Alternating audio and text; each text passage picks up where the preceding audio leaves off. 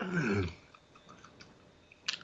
dropped the leg tip with the the last tendril of meat on it on the floor. I just love that the opening sounds that people are greeted with as we go live is the sounds of venison going like. That's our show starting. It's time for Eating with Venison live here, and washing with Dio. Wash. Wash. Unfortunately, I should tell you, we eat good. Yeah. Gonna have a little orange soda to wash that down, and there we go. Dude, don't get me started on orange soda. Just stop it. It looks like the server might be back up. Yes, it is. Oh my God, we're going to be able to go live on the audio stream. Oh, there we go. We are live now on all streams. And by all streams, I mean... servers seem to be having a problem with that, all yesterday, too. Yeah, I notice it seems rather consistent that every week before I'm going to go on, I log into the messenger, and then I get kicked out, and it crashes. And I'm not sure what's up with that, but... That might be a moot point at this point, but that's a conversation to have off the air with other people. But we are live here right now, and that means that we're going to. I had the opening theme queued up, but now I just have Warsh queued up. Warsh. So that is Warsh. not. That's not. Warsh. There it is. It's time once again for another fun-filled edition of Insert title here. The show that changes names so often. We had to put a placeholder in. It just made it easier. And I'm your host, Johnny Gators, and along with me, our other hosts, Lulu is live with us, and she's waving, but the camera angle switches based on sound. So, Hi. there now we can see. Hi. I see those two fingers waving. Hi. I've made a decision. Speaking of the finger, I've made a decision. When You don't deserve the whole braid. Hi. I've made a decision that when I get a new job and I finish out the 2 weeks at my current job, I'm doing it. I think I said this last week on the show.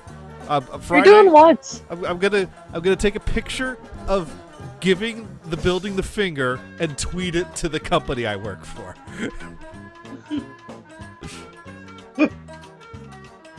Just to let them know that I'm happy to be leaving them, and they are #1 in my book. Now, I did not do that with past jobs I worked for. No, I like Tharco. Yeah. They were good company. But these guys I'm working for now. Is that why you're wearing the shirt? Yeah, I like this shirt. It's my favorite kind of shirt. It's a free shirt. I pride myself on my collection of free shirts.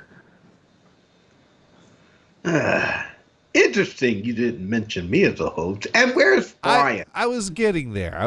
And also, last but certainly not least, the guy with the big turkey leg hanging out of his mouth, Venison. Chicken. Turkey leg for last week. In my mind, you just got a big old hunkin' turkey leg hanging out of your mouth. Bits of turkey and beard, and juice running down the face. Oh, that lovely juice. Just no. No, I was going for a disgusting image. So you got it. That's the right face. That right there is the face to make at my description. I'm doing this right. Oh yeah, the entire mouth is all greasy and drippy. Enough of that. That's a very good question. Where is Brian? Because Brian is not here. Brian hasn't tweeted since Friday, and that is thrown the internet completely out of balance, because now the Twitter cat retweet ratio is all thrown off, all because of Brian. So yeah, you know what we need to do? We need to look up his phone number And I know we have that programmed right in here, and we need to add that.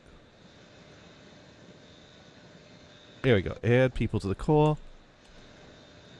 Brian Blue's phone, and there we go. We're gonna just make his phone ring, and hopefully he's okay. Hopefully everything's okay, and yeah, we'll find out here shortly, or we'll go to voicemail. But there's some ringy dingies going on, but they're the silent kind of ringy dingies. Which Ring, ring, ring, ring, ring, ring, ring. Banana phone. Do, do, do, do, do, do. Let's see. It still says it's calling it, but yeah. So Ryan Woody. At the tone, please record your message. When you've finished recording, you may hang up or press 1 for more options. like Where are you, you twit? well, that was great because we just pretty much blew his last name right all over the streets. now, the thing is, though, is I think everyone thinks that that's spelt with a W. And that is, I think, is the trick right there. So you're safe. You're safe. But hey, we're calling. We're leaving a message, and we've noticed there's not as many cat picture retweets over the past few days. And I was like, huh, why do I feel like there's just not enough cat? And I realized you haven't been tweeting on Twitter the past few days. That's what it is. So, yeah. Call us back or tweet us or mail a cat. You know? Well. If you put the right amount of postage on a cat, can you just mail a cat? Because you can mail a coconut, I think. Isn't that a thing that you could actually mail a coconut? I think that's a thing. Maybe. I've never heard of, mailing food before. You could mail a baby. Ah. No, that's totally a thing. Google it. There's pictures of babies in mail bags being mailed. Okay. I'm not sure. I mean, the postage rates these days, you'd probably have to just cover their whole head and face and torso with stamps. But yeah, Yep. you could, There was a thing where you actually can mail children through the post office and Wow. I think most back of in them, the day. and most back of in them the had a no return slapped right on the forehead there. Yeah, they would wear little tickets and they would travel across country. Yeah, so Cheaper than flying? now don't mail us a baby, but do and don't really mail a cat because the postman don't deserve that. But do give us a ring back or a tweet back or something, and we hope all is well in Brian Blues land. And I'm just off for trying to look for the button to hang up the call. The message, It's actually, over there. It's over. You were saying, Venison? The message actually records that long. Most of the time, you have 30 seconds. With today's technology, we could probably stream the whole show to his voicemail. We're not going to do that. Oh, there it is. There it is. I think we're done. Call him back. Let's stream the whole show again. Okay. We're just hanging that up. I think it took that message. We should just continue calling him and just continue talking. It could just be the whole show on his fucking voicemail. We could do that. Part 3. Continue. Part 27. Continues. Continue. Yes.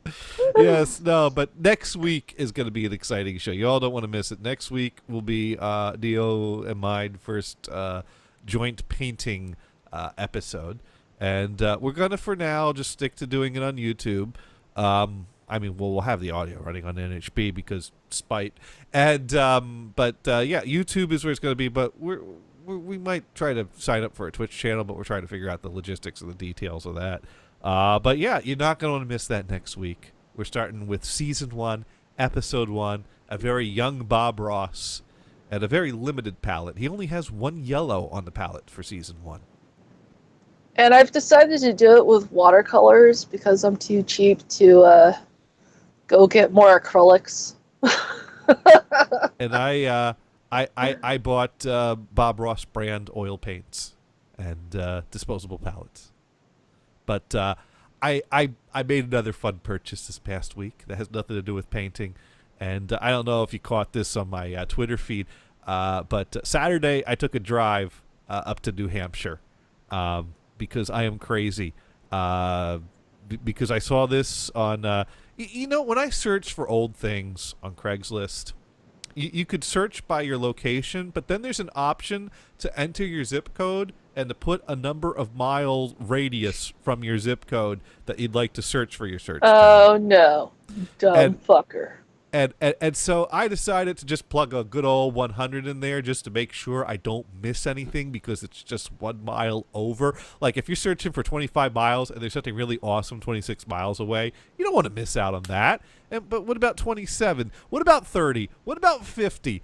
So fuck it. 100-mile radius is where we're searching for antiques. So that's that's what I did, and that's how I come to find that up in a little town of Hillsborough in New Hampshire was this beauty right here that I am now the proud owner of and is now sitting in my living room. And, oh my God. Is that beautiful or what? Is that the same one from last time? Yes, I did. Oh! I only see half the picture because I'm using a tablet.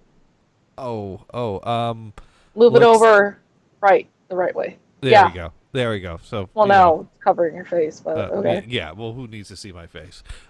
Yeah, you do have a bald spot. It's kind of glaring. There we go. Now we got the glaring TV screen. But yes, it's a round TV screen. And I thought it was from 1950 or 1951 because the webpage I was looking at didn't have a lot of pictures. Turns out this model is from 1949. Oh, so it's even better. Yeah, it's a 40s TV, just barely.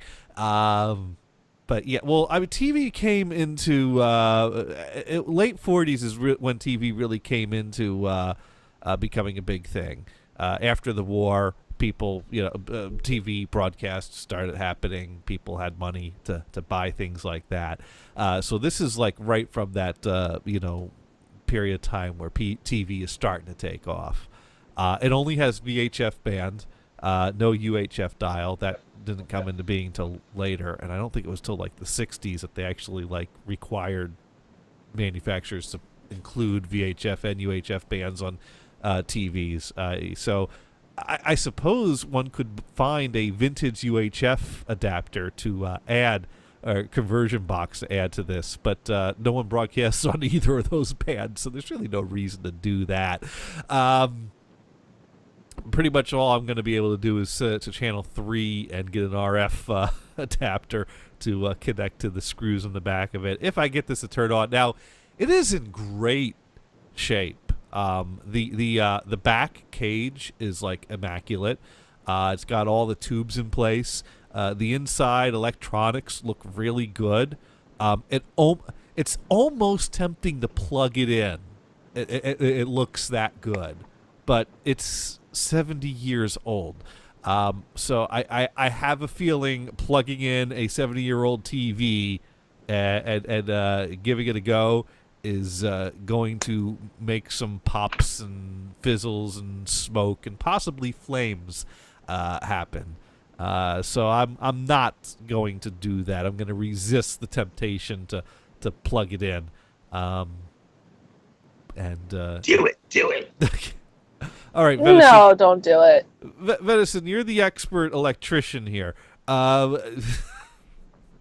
a minute. Let me get rid of it. There we go. What's this? Okay, kill the sound.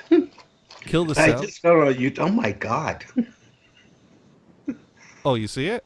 Wow. Is that a TV or what? A totally round tube. Yes. That's how they were in the like late 40s, early. Now a lot of brands would put a round tube in and have the case crop the top and the bottom, but Zenith and a few other brands just put the whole tube in there, and I think that was part of their ad campaign, that you get more screen with theirs, whereas other brands were cropping the top and the bottom of the screen to kind of give it more of a squarish but round sides type of thing, and before they came up with making more squarish TV tubes. So yeah, it's a completely round screen. Wow. You're impressed? No, not impressed. Just seeing it. Looks like a cyclops. Yeah, it's a Zenith. You know, you got those two black squares that kind of look like, an upside down cyclops. So it was a 2-hour drive to get to where it was, and then I handed them $40, loaded in my car, and drove 2 hours back. Did they say it worked? No, they haven't plugged it in. They don't know anything about when it was last plugged in or anything. Uh-huh. So, you know what? Now, here's the thing I don't know. How do you work on a TV without shocking yourself? Because I know enough to know that just because a TV's unplugged doesn't mean you can start poking around in it, because things hold charges. Now, well, shouldn't you ground yourself so that way you're not causing static electricity? No, that would cause more problems, because if you ground yourself, that will make you more susceptible to shock. The charge wants to go to ground. Now, I did read that there's a tip that when working on TVs, you should keep one hand in your pocket. That way, that you won't touch things with both hands at the same time, and then you won't have an electrical current go like from one hand to the other and cause a disruption with your heart. This is not instilling my confidence in working on TVs. No, it doesn't work. That doesn't work. I found that out. Many times. many times. So if I go into this without knowing what I'm doing, I might end up like you. Well, what about wearing leather gloves? Or like rubber gloves. And your life would be more exciting. Now, I'm thinking it's probably safe to open it up and take things out right now, being that it's probably not been plugged in a good solid 20, 30 years.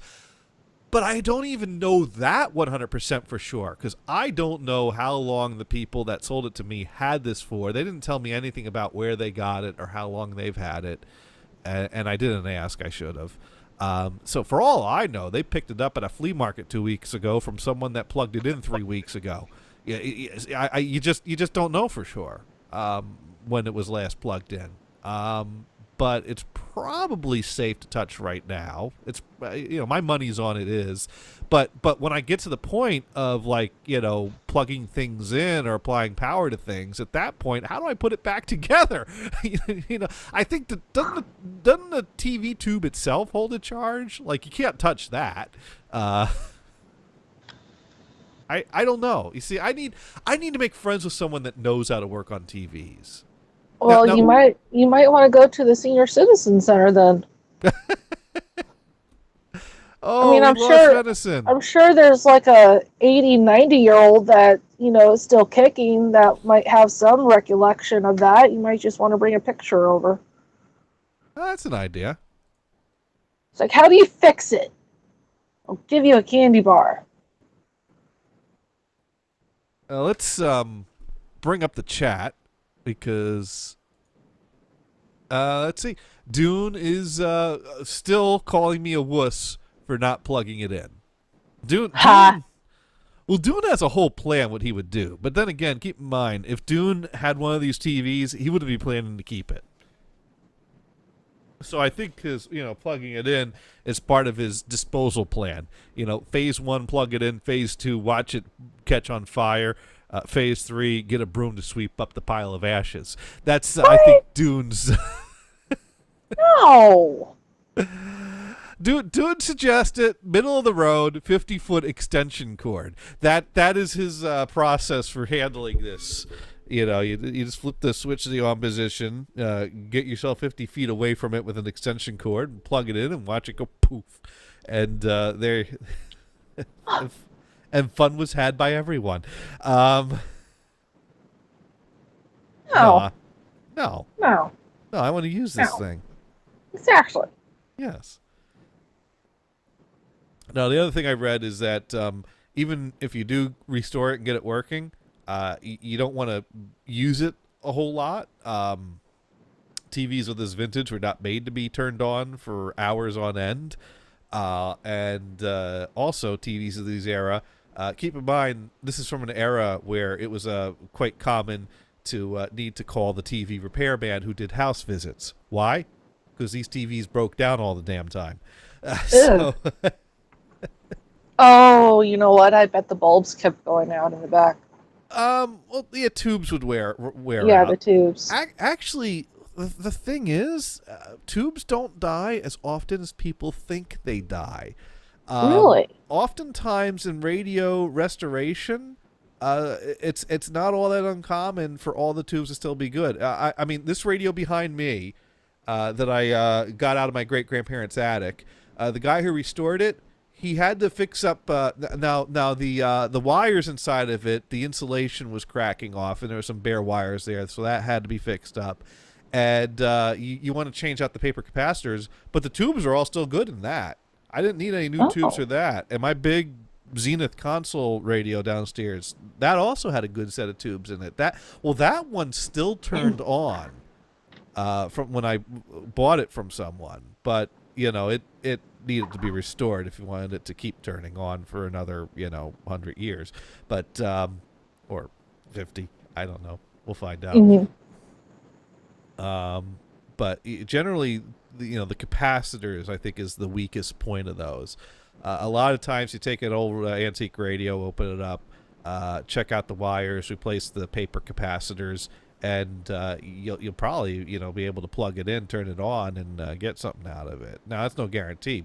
Tubes do die, and that was a very common repair in the day, was to get a new tube for the TV or the radio. But they actually hold up pretty good. Oh, didn't know that. Yeah. Let's see. Dune writes in, Phase 3, retrofit a PC monitor with Raspberry Pi. No.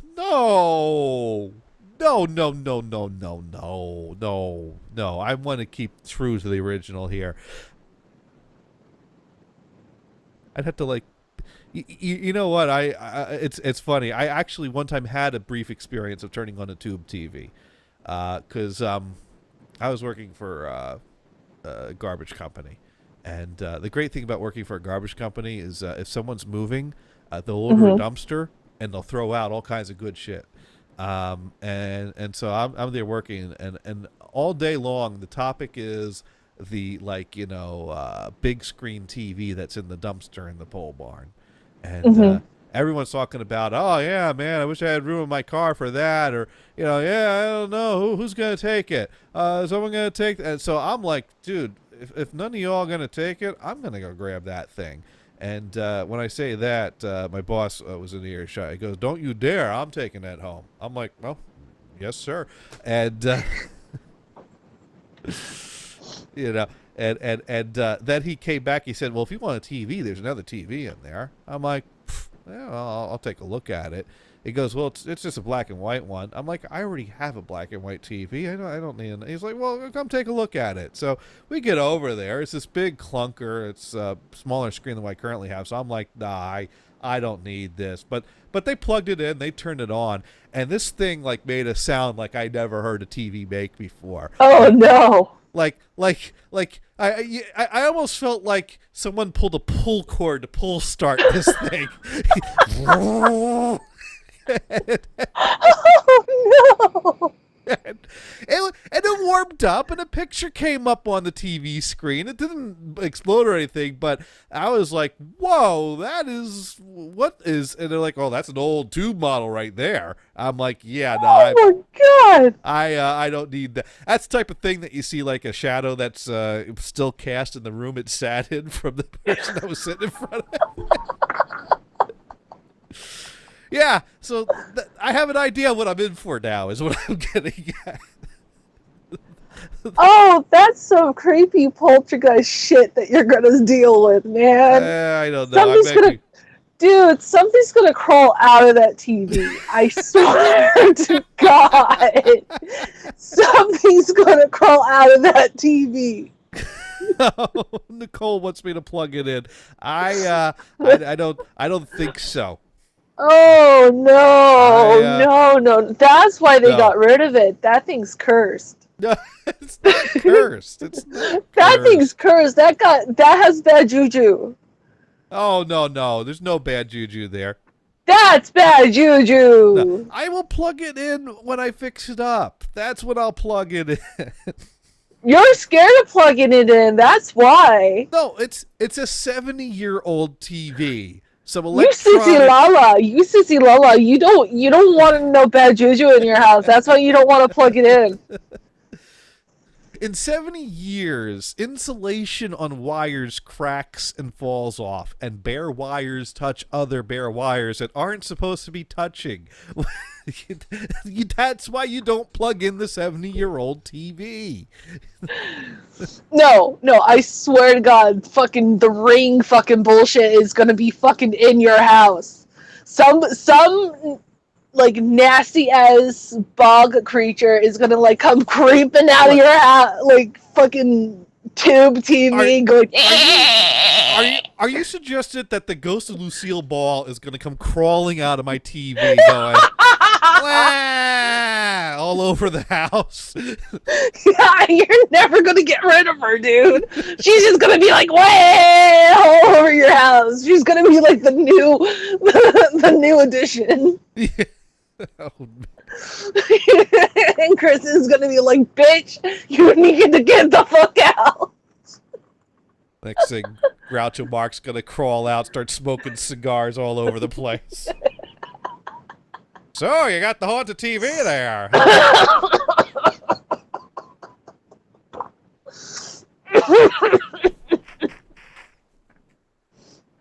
My favorite Groucho Marx joke is not a well-known one.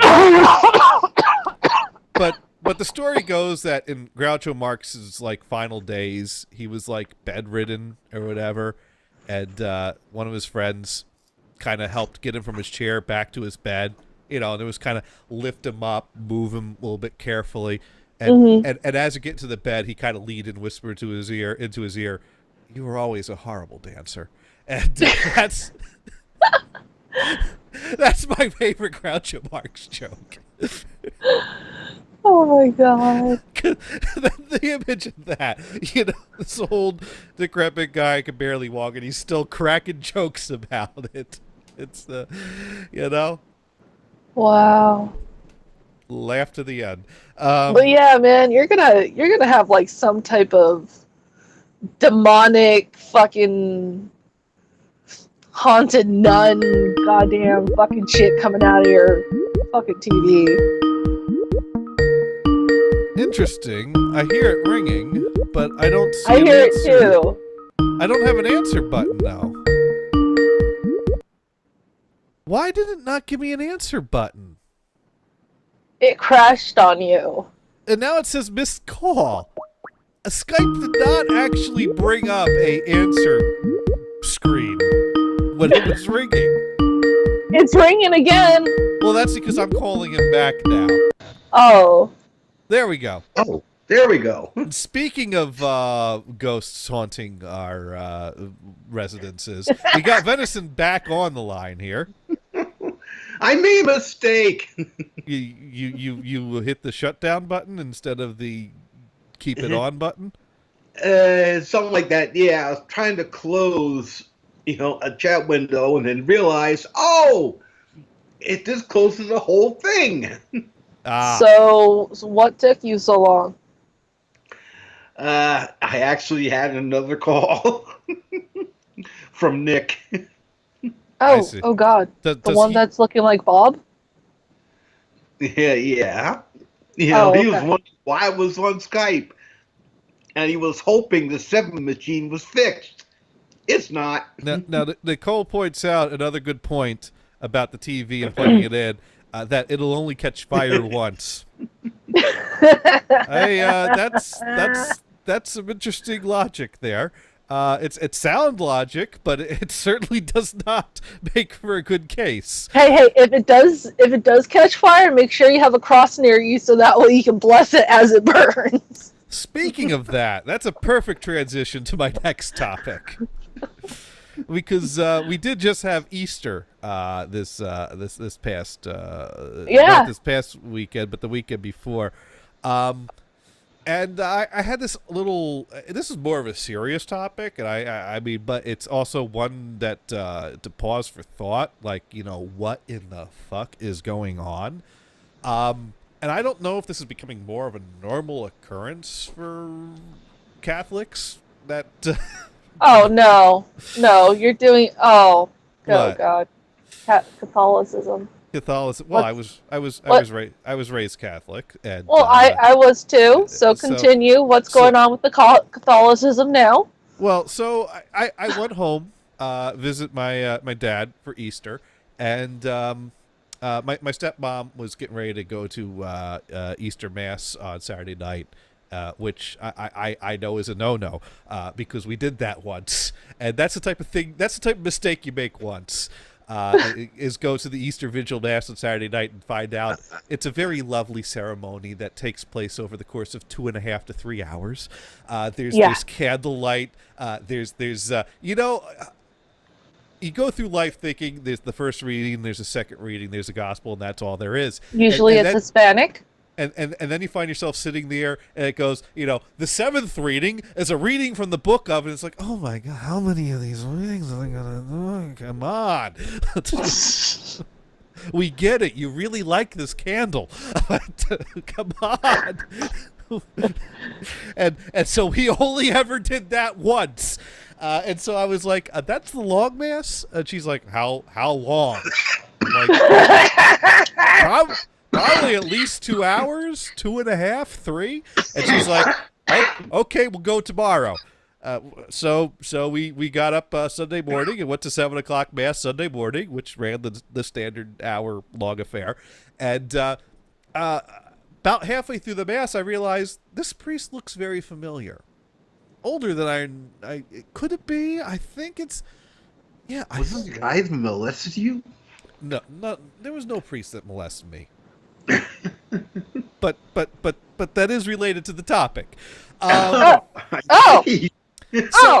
I'm like, this guy looks familiar, and I'm like, I think he's one of the priests at the parish of the high school I went to, because I went to Catholic school, and I was like, but I wasn't sure because he's a lot older since I last saw him. But I think that's Father so and so. I'm going to leave the name out of here. And so, and I'm kind of thinking, like, was that him? And so what do? You do what you do when you have the internet. You Google Father so-and-so from, such and such high school to see if it shows, what they're doing today, and so I can find out that, yes, he is, assisting at my dad's parish. Instead, I found a website of priests that were accused of stuff and had his name on there. And it was like, what? And I'm like, why? Why did now? Here's the thing. I don't know anything, and but what I do know is the website said he was accused in 2010 of something that took place in 1980, which he denies was outside the statute of limitations, but was found to be not frivolous. And at that point, they sent him to like a retirement home for priests. But then about a year ago, he showed up helping out on the weekends at my dad's parish. But I don't know if guilty, innocent. I don't. But what the heck is going? It seems like that if you're Catholic, at least one priest in your childhood's going to show up on a database somewhere. What's going on with this world? Not only that, wouldn't you be a little bit miffed if it was found out you were the only one in your class not molested? I'm fine with that. I'm perfectly fine with that. I'm okay with that too. To be very frank, I'm okay with that too because there was 70 of us. Yeah, but wouldn't you be like, hey, what's and I was the fat one. Venison, is that what this is all about? You feel left out and that you didn't get any? Not at all. Now here's the thing. Now, of course, I'm not Catholic. I thought I already. Fuck nuggets. I thought I already had my one brush with this because the parish I went to growing up, with my family went to, one day another guy showed up that was assisting on the weekends, Father Jack, and we weren't sure why he showed up there. We didn't need weekend assistance, but he showed up there, and then a few months later we saw his picture in the paper. And then, like, more and more people kept coming forward to testify against him. And then he ended up in jail. And I was like, wait a minute. Why did they send him to our parish to say masses while this court case was going on? What the... There's something... There's a lot of cases. You're supposed to be in good standing to receive communion. I would think that would also go for performing the miracle to make the communion. Why? I kind of wonder. I feel like what am I doing? Am I participating in ceremonies or being said by people that are hypocrites? Do I really want to be standing in front of a bunch of hypocrites? But then you don't know, and now you're judging, and you're not supposed to do that. I don't know how to feel about all this, except negative, obviously. But ugh. And then the pastor of my parish when I was growing up, his name is in the database. But then again, that was another one that they never were able to find any. Doing writing in. Johnny, it's like when you say never buy services on Craigslist because slasher movies start that way, but then you remember that porn movies also start that way. I think that has to do with another topic. 1980. How old are you, Johnny? Now, I'm saying... No. Hey, dude, what was that? Then this fired? I'm saying the priest was accused of something in 1980. Now, but he was... In 2010, he was accused of something that happened in 1980. He was at my high school in the 90s. And, Dune just fired you, Venison. Why? Because you want to be molested by priests, I guess? No. That's one thing I don't want to do. But you just said... Keep an eye on them. You just said that you'd feel left out. No, I said, do you feel left out? But you're implying that one should feel left out. I wouldn't feel left out, like I said, not my religion, so I've never come across that. There's a pun in there somewhere, but I'm not touching that with a 50-foot pole. Yeah, I realize that too. Anyways, it just was kind of disturbing for me. It's like, I innocently, naively go to Google a priest and I find him in a database, and it's like, what the fuck? Oh my god! There are tens of thousands of them in there. That thing about priests should go into celibacy. Now, after a while, you can do that a little bit, but after a while, your body goes nuts. and says, "I want it now, now, now." Yeah, I don't know. I got nothing for that. Biology. They're trying to, like, go against it. Why should priests remain celibate anyway? That's, that goes against the number one statute in the Bible. The number one statute in the Bible, thou shalt hit that? Well, sort of. Remember, be fruitful and multiply. Right. Within the context of marriage. Lulu wants to join in. I have to leave. I've been called out for search and rescue, so bye guys. Okay, bye. Good luck. Search and rescue? Yep, she's gonna go search and rescue. And that's the life of someone that does search and rescue. Which means I am now stuck discussing Catholicism with venison and holy venison. So, God, why do you? No, what's the word I'm looking for? Damn it! Why are you trying to entice me into this? Lack of a better word. Entice you into what? Catholicism? Catholicism. It's the only religion I really know. I mean, that's. Well, why don't I tell you about baptism? About Baptists. Okay. So, sell me on Baptists then. I can't. I'm stoned right now. Oh, okay. All right. How long are the services? Oh, actually, about an hour. Somewhere between an hour and a half. Okay. Catholic, you pretty much in and out in a little under an hour, except for the Easter Vigil. So the whole hour and a half one, we're running a little over. Yeah, sometimes the preacher preaches a good sermon, where you're like transfixed. Okay, all right. Good music, good show. Okay. Do Oh yeah, we got the music. Oh yeah, that's the only thing that that makes me go. Catholicism, they're usually singing some stuff that doesn't sound that good and slightly satanic. Satanic? Yeah, I've heard some of them dirges and and hymns, and they sound like wow, especially when they sing them in Latin. Well, that's more traditional. Okay, do you get a snack? Get a what? Well, you line up, get a little wafer thin, something. Oh, the communion stuff. Oh yeah, I think all Christianity has that. Okay. Now, do you believe in the transubstantiation, or is it just symbolic? What's that? Do you believe that the bread literally becomes the body?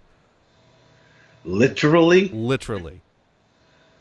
Well, if you eat it, you digest it. It becomes part of your body. It becomes part of your. Yes. Oh, we'll put that down for a no. I don't feel really strongly one way or the other about that, anyways.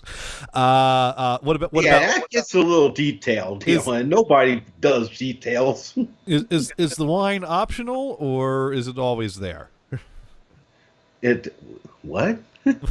Well, a lot of churches won't offer the chalice or the wine. You only get the bread. But do you get the bread and the wine, or you only get the bread? Oh no, we get the wine. Oh, excellent! Hey, something to wash that down. Okay, all right. What does one have to do to not go to the bad place? Be a good person. Oh, okay, all right. You can't get more general than that. Okay, all right. We're all so it's okay if I skip services as long as I'm a good person.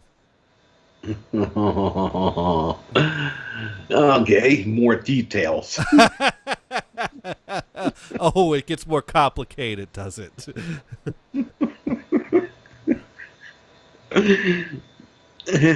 Yeah, I think you are supposed to go once a week at least. Now, have you been practicing that once a week Not lately. Not late. Okay, all right. And not since they rebuilt the church into something weird and bizarre. What? We had, my church originally, was one of those original, rectangular buildings with the steeple at the front, that sort of thing.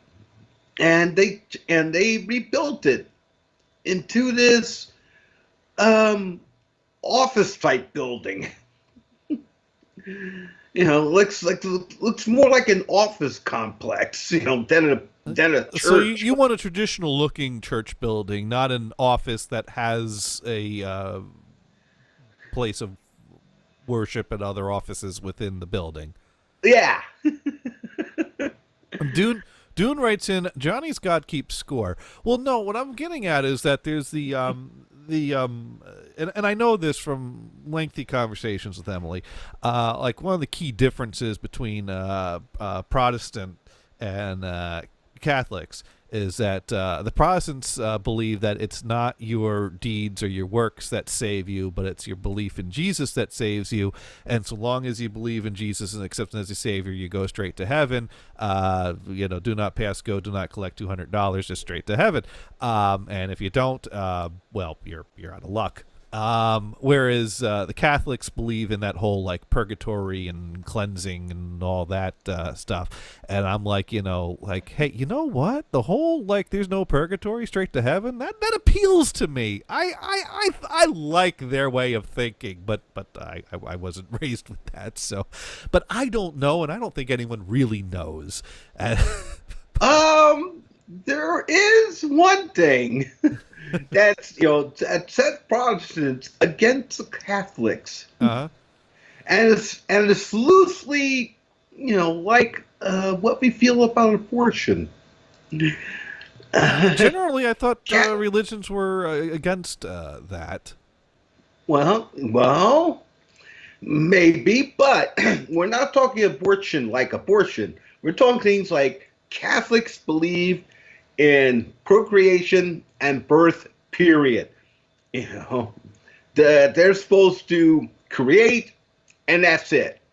Protestants, believe in things like birth control.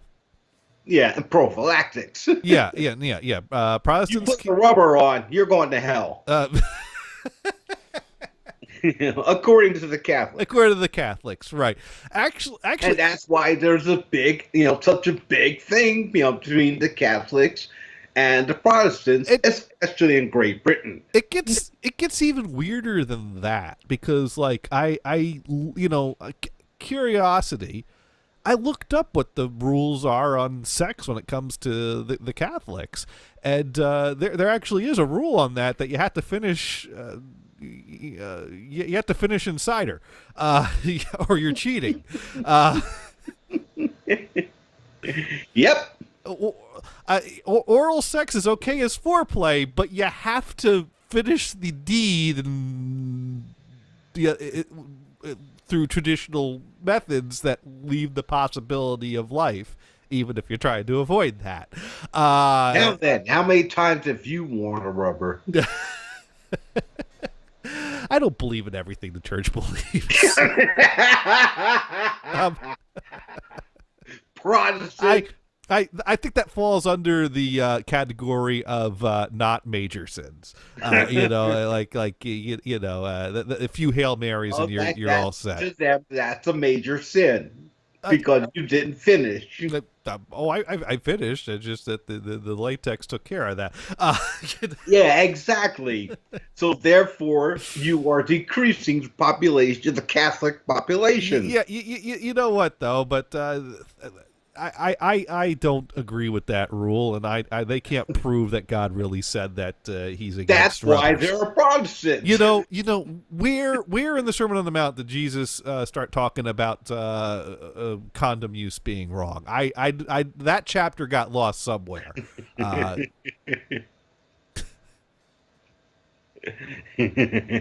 So yeah, I think that some of these things are made up or distorted. Now, where did the Baptists fall on the whole condom use thing, though? Things that will not be discussed on the Junior I Bob Show for 200, Alex. no. I noticed, Venison. You seem to be an only child. Well, yeah, that's because 4 years earlier, we had a disaster. Okay. Yeah, I would have had an older brother. Oh, okay. Or they might have stopped I just meant there like and I'd never hear. I just meant like it seemed like there was some protection going on there, so it seems like that's all hunky dory in the Baptist world. So the Protestants can have protection, Catholics can't, but Baptists, can they or can't they? What's the ruling on that? I don't know. You never bother to look. You don't know the rule. You know the rule for the other religions, but you don't know your own rule. You're supposed to be. Because they went up there and blatantly put it out there for people. All right, I'm Googling, can Baptists wear condoms?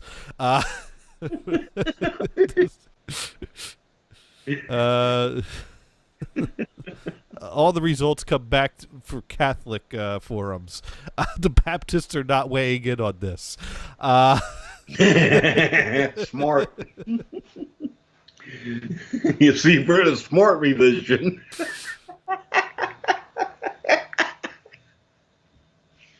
Let's see. Let's discuss the use of condoms. Are they godly or ungodly? Are plain ones acceptable? This posting has a picture in this forum entry of a bunch of condoms hung out on a clothesline with clothespins. You're not supposed to reuse them. No.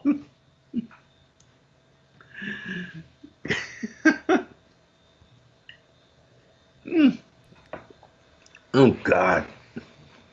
Oh. Just remember something. Wait a minute. Oh, not again. What? Oh, there it is. Wow. Okay.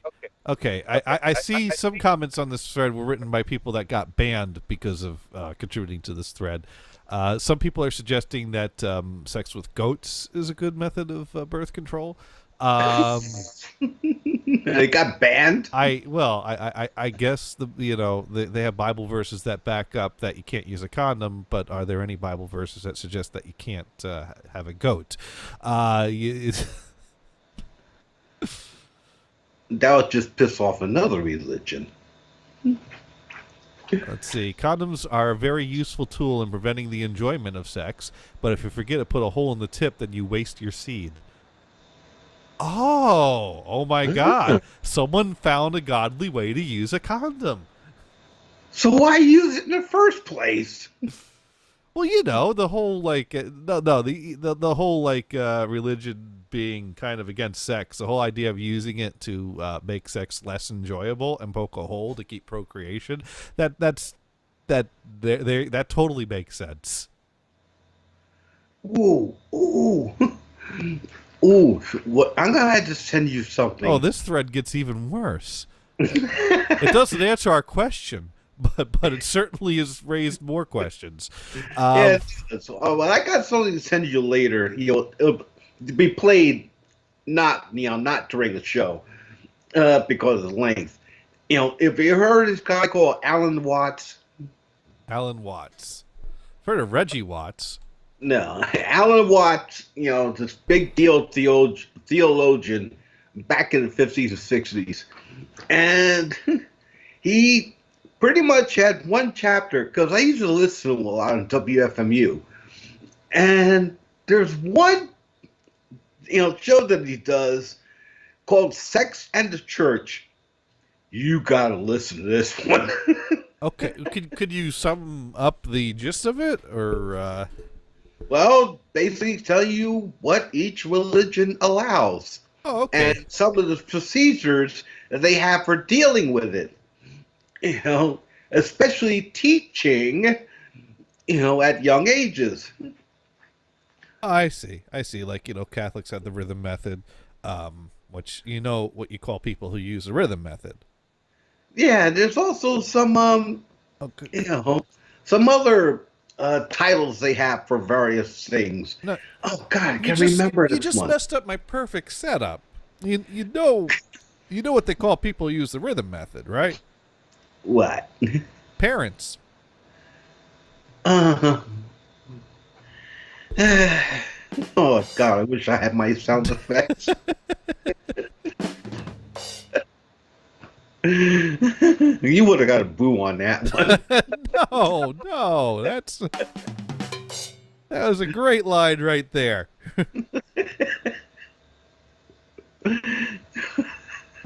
I got a cheer for that one, is what I got.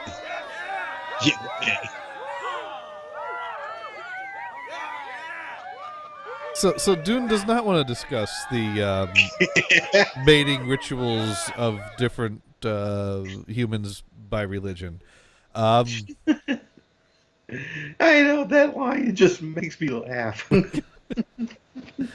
All right. Anyways, that's not the only topic I had to talk about here. I was just Good. like, I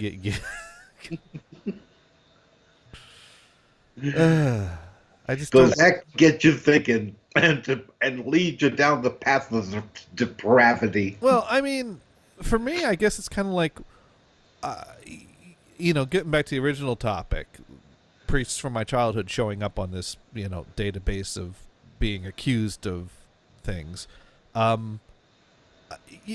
You figure with any group of people, there's going to be a few bad apples. But why is this becoming such a common theme among a group of people that are supposed to be well respected and living to a certain standard? I don't understand why. What is at play here? What causes this? Why are priests doing this? Because you can't fight biology and primal instincts. But that doesn't mean that you have to take it out on, younger people unwillingly. They take it out on whoever they can get. You just have a good old-fashioned affair on the side or something, just get a blow-up doll, or, rest stops on the turnpike. There's plenty of options other than messing with the children at the parish. There's just better options out there. You said one word there that is contradictory. Unwilling. I just remembered this. Thank you for bringing this up. One of the later pastors that we had when ours died, this reverend was apparently doing the same thing, but they weren't from unwilling. No, these were from gay kids who sought him out. So unwilling, let's not use that phrase. Oh, okay. Well, and that might vary case by case. There might be willing, but because I don't know There's better. a lot more than you think. Well, yeah, but still, at that age, you can't consent. By the legal sense of the word. Well, of course not. No, but like the Father Jack, the guy that they transferred to our parish, who ended up on trial, and we saw in the paper, and everyone came out to testify against him from years and years of his abuse, and he was sent away to jail. Apparently, a lot of his situations were like, he'd be their buddies. And buddies would lead to, maybe rest his hand on their knee. Maybe the hand would move a little bit. Maybe they go for a soak in the hot tub, and maybe he'd, hand them an alcoholic beverage. It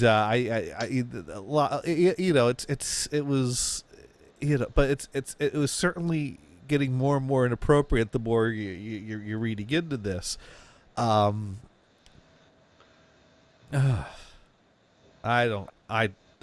There's some things I'll just never understand, I guess.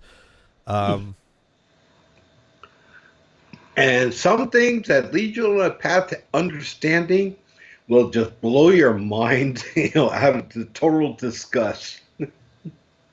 Well, what really disgusted me was the my former geometry teacher when he showed up in the news because he was caught hiding video camera equipment in the boys' locker room. Yeah, that's a little extreme. That was like, what in the... When he got caught, he tried to off himself, but he didn't quite finish the job properly and ended up rotting in jail for a number of years. And I think he's actually out now, hanging around New Hampshire somewhere. Okay. Yeah, now, one other quick thing. Something about my junior high school. And I've always wondered this. Why, what's a gym office where the gym teacher sits, why does it have this, picture window leading to the shower drying room? Was that by design, or yes, did he have that put in later? No, it was done by design. That's so weird. He can sit there and watch all the naked kitties drying off with these paper towels. It goes to speak of an innocent time when it was thought as, well, we're going to want the coach to be able to look in at the naked boys so they keep an eye on the trouble, and there won't be anything wrong with that plan at all. Why can't we live in the time when we didn't even have an idea of a problem with that? Sexual revolution in the 60s. That was the sick era.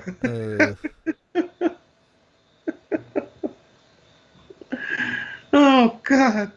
And every year they would have a party somewhere, some places in Vermont, but it's, various places over the country. Who's having this party? They would have an orgy, with as many as 10,000 people. 10,000 people in an orgy. Yep.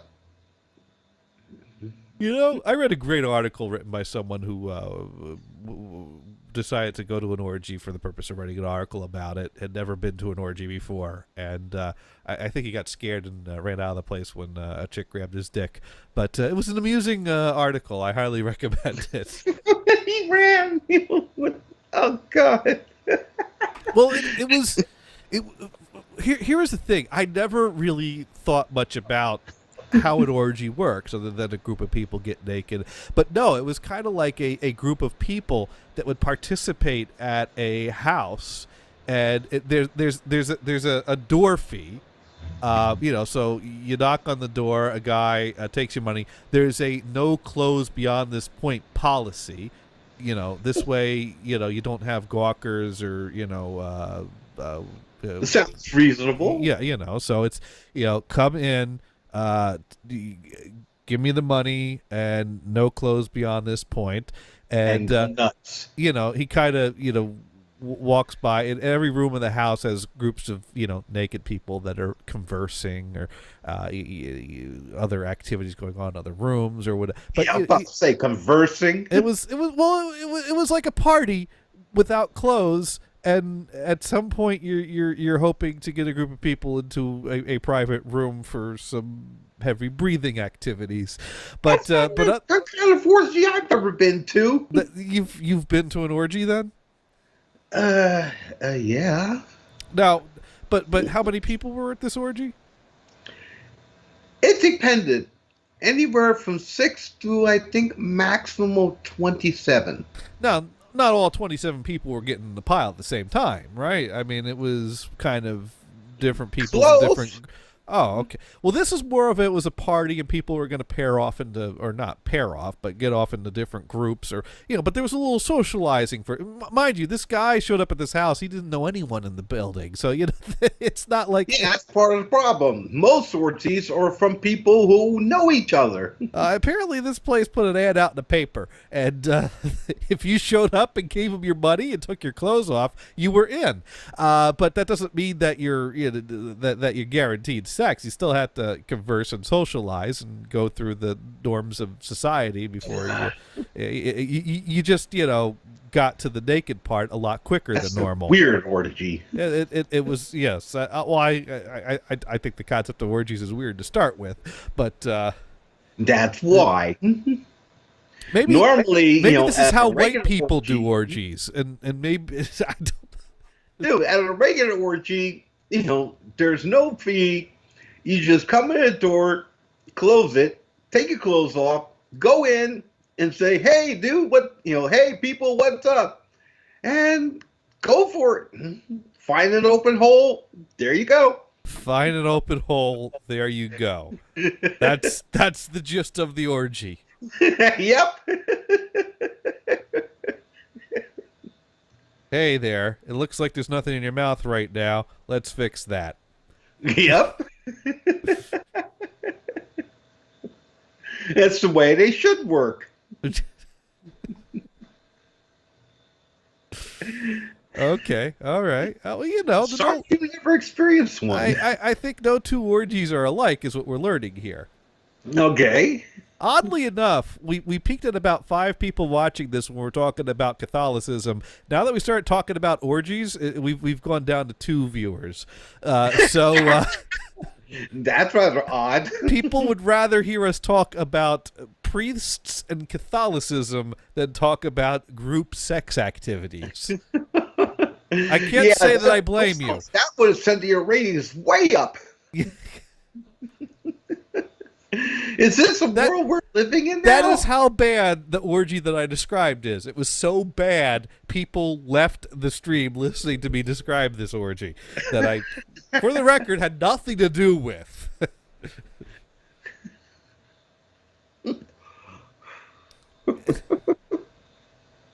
Okay. 27 people at an orgy. Yeah. Well, what's wrong with that? Well, at some point, there's a group of people that are completely surrounded, and they can't, stop if they wanted to, because they're surrounded by people that are plugging holes, right? You could get trapped in an orgy. Oh, no, you could, if you gotta wait for a little while, you can work yourself out. Now, if the rule is find a hole and, to put it in, doesn't that mean that all holes in the room are fair game? Yeah, not going that far. But I mean, if someone just comes in and looks for the nearest hole, you might, kind of have a little, hey, whoa, hey, moment there. Especially if you're surrounded by 27 other people, and at least half of those are dicks. I'm just saying. I mean, do you put a sign on your back? Out of order, no use. I mean, like I said, those who I've been to, everybody knew everybody, so everybody knew their boundaries. So everyone knew which holes were okay and which holes were not for use. Yes. So people are like, "Oh, hey, that's venison. I'm not big enough for that. He wants something real." Wait, never mind. What?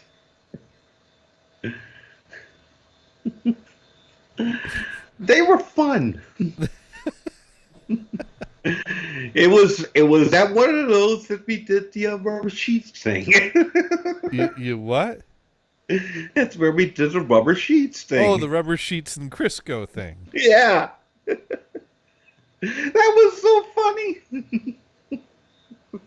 So wait, did all 27 of you load yourself up with Crisco and start throwing yourself on the rubber sheets? No. That was for a specific few. Now, how did you end up part of the specific few that was using the Crisco? Because it said, "Hey, that sounds cool. I'll try that." Hey, I was young. And the idea, was like, that sounds cool. Okay, all right. Except when you gave one good push as he slid out onto the floor. That's how lubricant works. Why you're You supposed just to go, that's why typically you restrict the lubricant to the areas you want to slide and leave it off the areas you don't want to slide.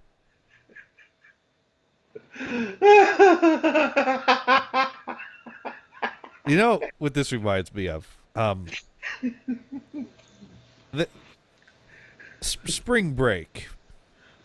This is not something I ever got to participate in.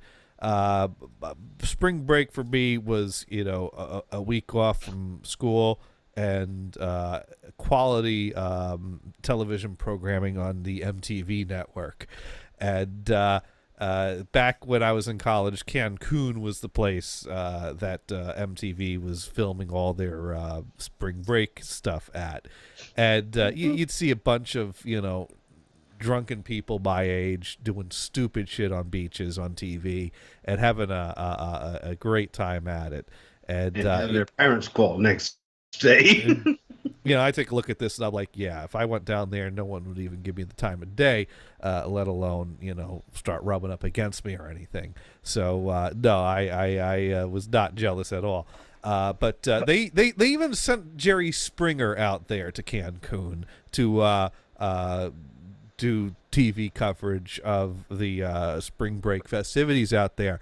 And, they set up a stage and a bunch of chairs there out on the beach there. And there were some people that I guess they were nursing hangovers. So they figure rather than just drink and have fun on the beach, let's go watch this old dude do a talk show. And he was doing a theme of, what are your fantasies and how could we help you act them out here? And I think they scripted this. I don't think someone came up to Jerry Springer and said, this is what I've always fantasized about. I think someone wrote down a piece of paper who would like to try this on as a fantasy because we just happen to have a big tortilla in the truck. So what they wrote down for her fantasy, and of course, they get hot bikini girl off the beach there, who her supposed fantasy is to be in a smothered in a burrito with a bunch of hot guys. And so yeah, they break out this big tortilla shell. I don't know if it was real or fake, but they certainly had a bucket of what looked like very real refried beans and cheese sauce and guacamole, and they dumped all this stuff on her while she's lying in the tortilla. They get a bunch of buff dudes in thongs, or what do you call them? Like a male version of a thong, yeah. And they get them down there, fold over the shell, and there she is having a good old time, just wiggling around in a burrito on TV for everyone to see, with refried beans and cheese sauce going everywhere. If they weren't naked, it wasn't real. Hey, I don't know what happened when the cameras turned away. I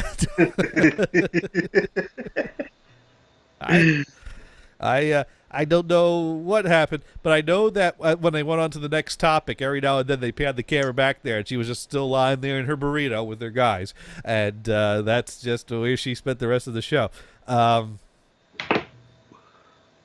Yeah, so I was... someone gave me a thumb down on YouTube. Boo. Whatever. I'm going to counteract that by giving myself a thumb up. There. Fixed it. Okay.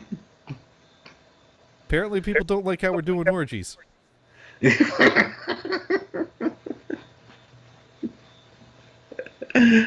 Or they're jealous because they haven't been to one. Well, apparently they advertise. You know what? No, they don't advertise that on Craigslist anymore. Where do you find a good orgy? If not that I'm looking, but if we want to help the listeners out there, maybe they want to know where to find a good orgy. Well, you know what? Whenever I want to figure something out, I go to Google. Let's see. How do you find an orgy? There we go. You have a lot of cool friends. Let's see. How to go about getting invited to an orgy. Let's see. When I host sex parties, the first and most important criterion for whether I will invite someone is whether I know that person to be someone who is sex positive and, most of all, who can be counted on to understand the value of affirmative consent. If I think you're going to be the sort of person who does not keep their hands to themselves unless invited and will not treat the other people there with respect, there's absolutely no way I will invite you to an orgy or sex party that I have any say over. Apparently, if you're not bi, don't bother. I don't think that's at all what that was saying. Consenting. Let's see. 5 tips to help you find a super sexy and safe online orgy. Let's see. 1. Find a meeting website. Okay, so there's websites for this. Start a dialogue. Examine safety, privacy considerations. Select a video conferencing service. This is online. Okay, that don't count. Yeah, okay. I think I know all I need to know. For later. No. Basically, yeah, adult websites where people have dialogue with each other and find a group of friends, I guess. Hey, that's good shit there. Well, we know what Venison's up to right about now. Oh.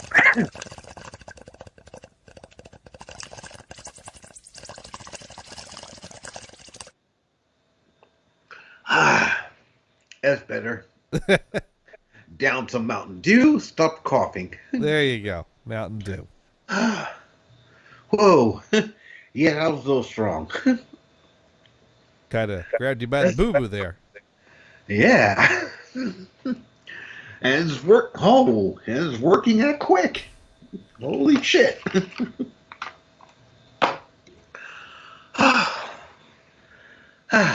Better. Hi. You know what? I just remembered another topic I wanted to discuss. I forgot to discuss last week. When I was at Easter, one of the Easter meals over the weekend, on Saturday we had a brunch that was really good at my cousin's house, and one of my sisters has been job hunting lately, trying to find a better job, and she got an email for I forget what the name of the company was, but it was something that was like the name of 2 spices, and they were laughing at that. Apparently, when I heard this, I was like, oh my God, this is ingenious. Someone came up with a new pyramid scheme. Uh-oh. You know, and I realized, and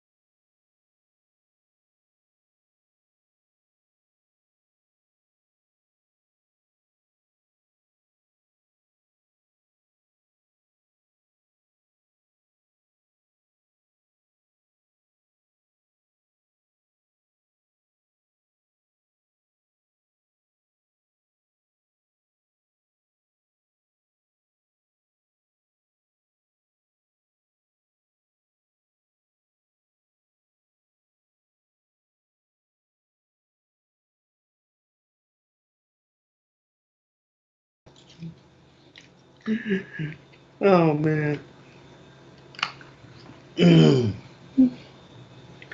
That and the one with the guy with the goat. Oh God. Well, apparently our sound stopped working at some point. Oh. You know what? I blame Dune. His computer's messing up so bad. Nah, I'm kidding. I kid. All right. I think our sound should be working now. Wait a minute. But is that using the right one? Okay. I changed that setting. All right. Well, I have levels on there now, so that should be working now. So I'm sorry if people didn't hear anything for a while. I don't even know when it stopped because no one said anything until now. And well, I don't that's just it. I didn't know if you stopped it, yourself, or the system crashed. Oh, you mean on YouTube? Did you know the song stopped on YouTube? I had no idea. Oh, okay, all right. So I don't. Wait, no, I'm listening on Skype. Okay, yeah. Well, the sound was fine there, but YouTube threw a hissy fit and stopped working sound. But I don't even know for how long. So that's okay because no one cares anyways. And hopefully, you know what? I hope people actually tune in next week when we're doing something that like I'm excited about and it's going to be cool. It'd be nice if people actually like tuned in. And you won't be painting orgies. No, we will be painting happy clouds and happy trees and no orgies. No orgies allowed. Okay.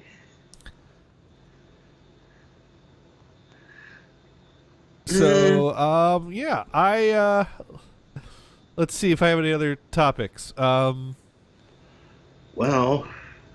you want to get nerdy for a moment? Because I just... I'll allow it. It's the 2 days ago, 2 nights ago, I was watching Science Channel, and they had their series Space's Deepest Secrets. Okay, they went to this whole program, they even made me go, what the fuck?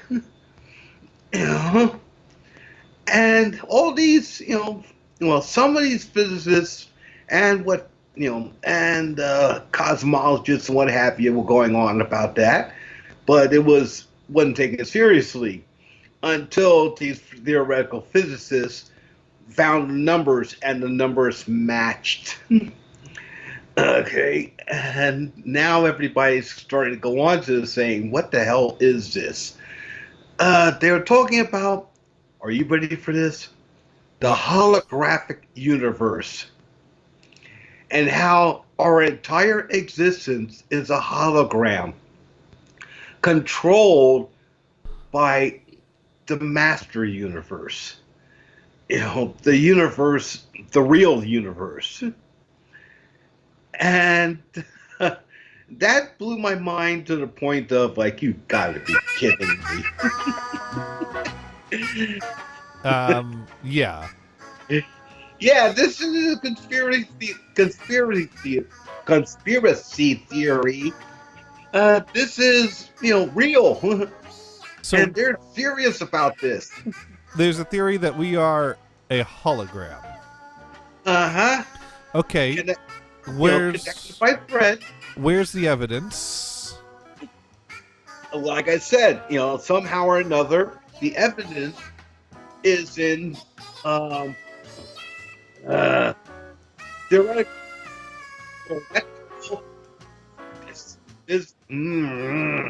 physicists. These are the same people that throw cats in boxes with cyanide for experiments. Maybe. But they came up with some numbers. It's okay. The cat's just part of a hologram. It's not really dead or alive. Yeah, but they, like I said, the number is saying this is happening. It also explains black holes and maybe even the creation of the universe. Okay. Now to get a little slightly deeper. They also say that the universe, one of the reasons why this is happening is because they're saying that the universe is actually flat. The universe is flat. Our plane of existence is actually flat. Then It's just a sheet. how do you explain the D cups?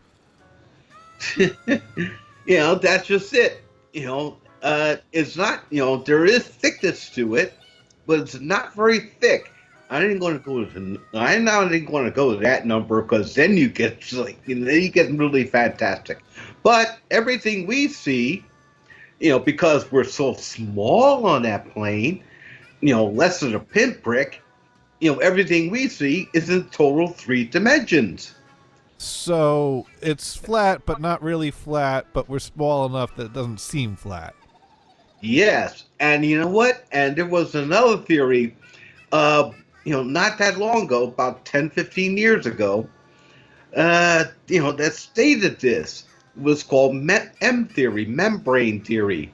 Uh-huh. Which also, and now, PBS, did this, as part of their elegant universe, where they went through physics, string theory, and once they fixed string theory, it opened the door to membrane theory, and that blew their mind so much that you never heard from it again. Even though it worked, the numbers there worked too. In fact, we had known stuff, string theory, that points directly at it. Neon signs lit up and said, "Hey, this is part of this. You reach the next level. Open the door." They opened the door and freaked out because of everything that is. Each of these membranes, there are many of them. Near infinite, probably infinite. Basically, they're parallel universes. Mm-hmm. Mm-hmm. Oh, and they're not solid. They move. They ripple. And at a point where where a ripple comes close to our ripple, they make contact. Boom. Differences between the universes cause the Big Bang. So there is no singularity if it's a point of contact, and and everything came into being because of that. And the stuff they come up with made sense even to me. It made perfect sense. Of course, this made sense to you because you were stoned out of your mind. No, not really. Yeah, not at all. You're stoned right now, Venison. Yeah, I'm stoned right now, but I wasn't then because I recorded, the program. You were like, hold on a second, I'm gonna need to rewatch this when I get stoned. Then it's gonna make sense. Yeah, you went. Oh, man, maybe. Maybe because when you're stoned, if you do it right, your mind can concentrate better on things. And especially if you got a directed subject, you will get into that subject and have a better understanding of it. Okay, all right then. Yeah, but that was my electronics. A lot of times, yeah. Oh yeah, I definitely got stoned while working on some of my weirdest problems and solving them. So we're a hologram with membranes with other universes that are parallel. Now, the parallel universes, alternate versions of ourselves, are just completely different universes. Okay. Now, here's where it gets a little weird, maybe. Remember. Whoa. We passed a little weird about, 500 miles back there. Okay. No, the holographic universe, doesn't account for all those things. M theory does. They can remember our plane of existence, our membrane, our sheet is only so wide, So whenever the contact is made, and the Big Bang occurs, it could also occur, to the universe, on the other side of us. Those walls collide because a lot of force gets exerted. It rebounds, hits another wall, hits another wall, hits another wall, hits another wall, and so on down the line. So yeah, you could have multiple Big Bangs that happen at pretty much the same spot, and they develop the same way, so that we have all these different, parallel Earths. Yeah. But you're saying that similar circumstances results in similar results in the different universes. But there's still some chance involved there. Oh yes, there's some chance. That's So why we each might not- history is different. So, an alternate Earth might be, in the uninhabitable zone. Maybe, in the way, the cosmos set itself up. We could have missed that one in one universe. In another one, we could be in this type of universe where history was different, but, things still happened. There could be a parallel universe where the Native Americans kept America and kept up a technology. There's still part of They kind of nipped that whole illegal immigration problem in the bud there, and Yep. yeah. Before before the immigrants could infect the entire East Coast of the Native American population with smallpox. And so now the Native Americans are dealing with the Mexicans. We got it.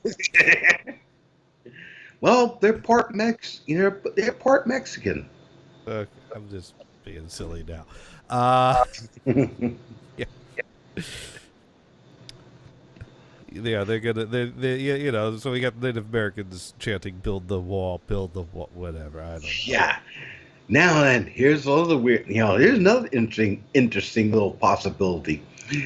Quantum physics tells you, in short, that atoms and electrons can do something called oh, damn it! Don't forget the word. Oh, brother, call it quantum displacement. To substitute the other word. And it says that atoms or electrons can exchange themselves, with with another, electron or whatever, in a completely different part of the universe, instantaneously. Now, what did that happen to parallel universes? All of a sudden, you're sleeping, so your brain's freewheeling, and some of these electrons or atoms can go out and find, or for the various signals out there, latch onto a similar, electron in a person in a parallel universe. So, where are the greatest ideas, in entertainment coming from? Star Trek. The guy could have latched onto his brain. What if his counterpart is living the Starfleet experience, and and when those electrons come back from that person's mind, gets from mine back to yours, some of their memories are implanted on it. All of a sudden, you got a great idea. Wow, I'm going to create a thing called Star Trek. Same thing could happen for the person who wrote Harry Potter, Star Wars, everything. You never know. These people, in their dreams, could have attached themselves to their counterparts that are living those experiences. And meanwhile, they come, when they wake up, they're like, oh, wow, what a cool dream. I'm going to write that down. So, I think what I'm getting here from all this is that physicists smoke a lot of pot. This was all observed. Under the influence of pot. And lots of machinery. There are some weird things going on in the universe and and cosmic existence that would blow your fucking mind. Uh-huh. Yeah, and yeah, I watch his. I watch his series on Monday nights and sometimes Sunday nights. They do it, and a couple of episodes during the week of how the universe was made, space's darkest secrets, and NASA's unexplained files. Great stuff. Well, no. Wow stuff. My favorite NASA file is the one about the floating turd, though. The what? The floating turd. You don't remember the floating turd? Floating turd. Yeah, there was a floating turd in the on the Apollo, one of the Apollo missions. Oh. Apparently, the astronauts had a little trouble with the space toilet situation there. Oh, yeah, I heard about that. Yeah, and there's some great audio of that. Here, let's see. I think I think I got the audio right here. Here we go. It's coming up right now. And right, it baffles my mind how many people believe in aliens and believe in this stuff without any... Okay, this is a guy rambling on about it. All right, here we go. Here's the let's see if this one's the right one. No. Why are people posting files that are labeled one thing and another thing? Here we go.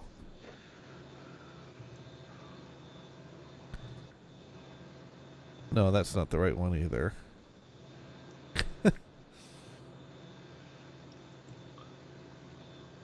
All right, I think this is the right one.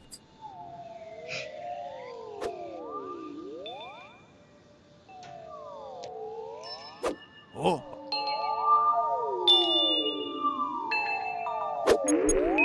Oh, this.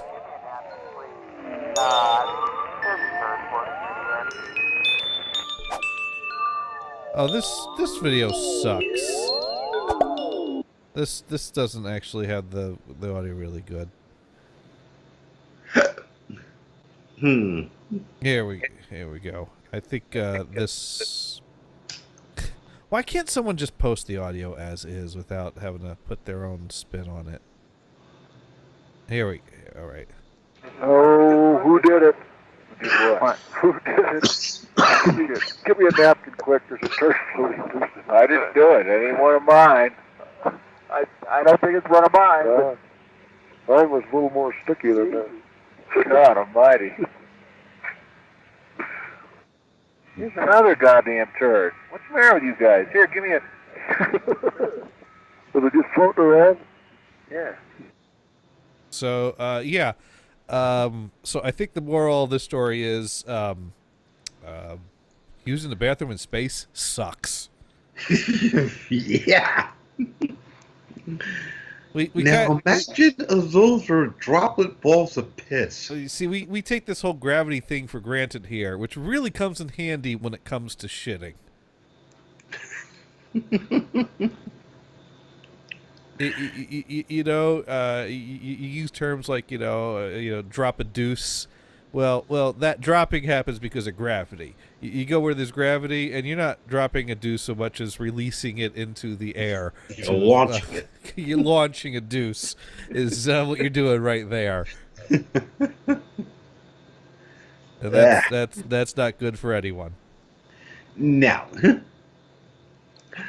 Oh yeah. And real quick, with that guy rambling about aliens. Yeah. How's this grab you? Like I said, because of all these instruments, telescopes, and all like that, we got it up there now. And we got some good ones. And the system, oh God, using half the Earth as a telescope. Yeah, that's that kind of trippy. But they did it. They found one star that is like baffling the shit out of them because they detect planets because of a dip in the sun's brightness when the planet goes across. Yeah, that was happening, but the objects were a lot bigger. The star loses like 20% of its light, and it's like, whoa, in spots. It's kind of variable, and they couldn't figure out why. Because there shouldn't be anything big enough, like asteroids or planets, that could do that. And then it finally hit them. Somebody out there, some race, is creating a Dyson sphere. They're building, collector stations outside of the star itself. And this thing is huge. Yeah. A Dyson sphere. A Dyson sphere. Wait, you mean like they build a big Dyson vacuum cleaner? Well, sort of, but it sucks up all the energy coming out of that phone. Now, where the energy is going, yes. But they're collecting, they're building collectors all across the surface of that star. And that's what's making it dip in brightness so crazy as this thing rotates around it. Okay. And this is what they have observed. They don't know if it's a Dyson sphere because they can't zoom in close enough to look. But that's one of the thoughts that's going on out there because they can't find any other way to explain it. Oh. How's that grab you? Yeah, it's about as good as any other theory. Yeah, but we got equipment out there that's detecting most of it. Well, it's detecting something, and then people are filling in the blanks, it sounds like to me. Yeah, it is. But, like M theory, it makes sense. And like M theory, we need to bring things to an M, or to an N, or to an end, is what we need to do. So it's that time again to bring up the closing music and, talk about what else is going on the network and what we learned. Because, once again, thank you very much, everyone, for tuning in to another fun-filled edition of Insert Title here. And remember, next week we will be back here again, same time, same place, Monday night at 8 p.m. to paint.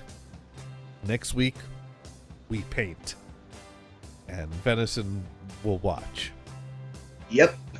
And Brian may or may not be here. We don't know. But that's coming. But also, tomorrow, Video Vamp does this thing called ADHD Radio with his friend Kevin Chicken Fingers. And it's kind of like listening to two people in their own room, in their own worlds, doing their own show, independent of what the other person's doing, but doing it simultaneously. So that's always entertaining to listen to. And of course, Saturday night, Dune does his little 5-hit thing over on the 5-Hit Dune Twitch channel. And then Sunday, 6-8 Eastern, we do the Dune and Bob show, which is kind of a Twitch and review show these days, which is cool. And hopefully we get some good guests in again next week, because that was really fun yesterday. We had our guests on. Despite the tech problems, we still had guests, and they were laughing. So that was all good. I think Dune's undergoing, it's not gravity, Johnny. It's buoyancy. Buoyancy. But the gravity pulls it down, and then the buoyancy makes it float. Because you got the gravity, you got the buoyancy. Yeah, usually buoyancy means that it's floating on something. Anyways, we do try to be educational here, though. And, you know, I think we've learned a whole lot of things here. So, Venison, what have you learned this week? Well, I've learned that you're scared of orgies. You know, and those will make you cooler. And also, I learned that you're a horrible Catholic and you're going to hell. That's okay. You're a horrible Baptist and you're going to hell, too. No, I stayed nice throughout my life. Mostly. Yeah, and how many rubbers have you worn? How many holes have you stuck it in?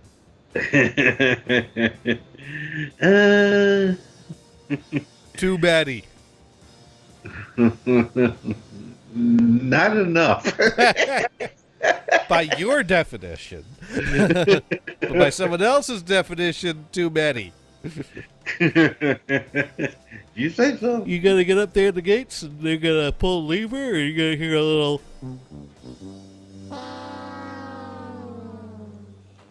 Well, you know, there's the old joke. Bill Gates, one of these days, you know, gonna die, gonna end up at the pearly gates. And, you know,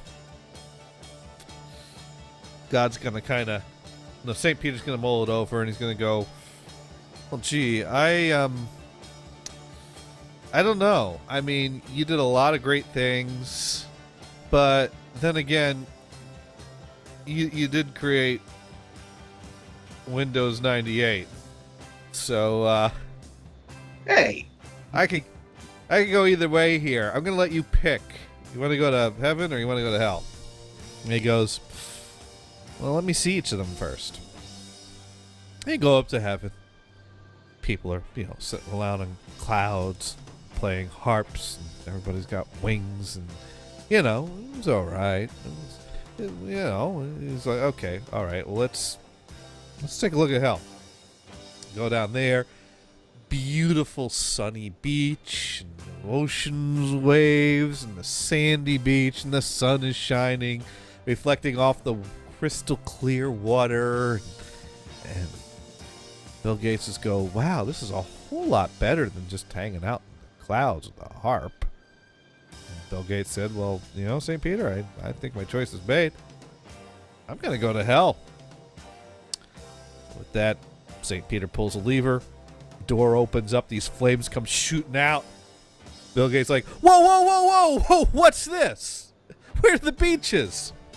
St. Peter looks at him and goes, what, you mean the screensaver? no. No. Although that's clever. And that's how Bill Gates ended up spending an eternity in hell. Yeah. Anyways, Anyway.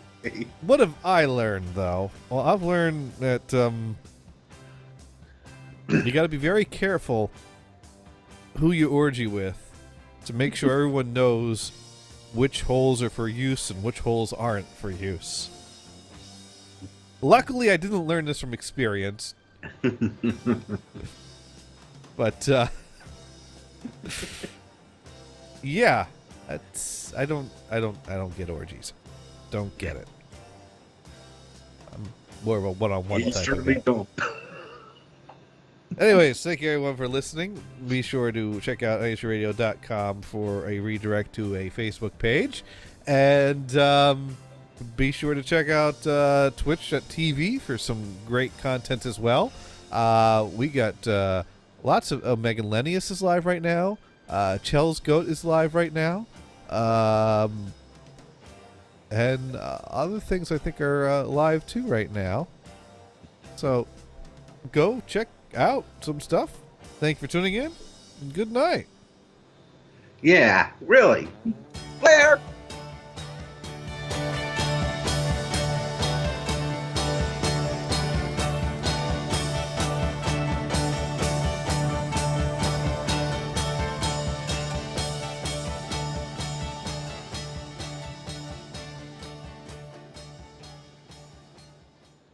kid is missing. Send out a search party.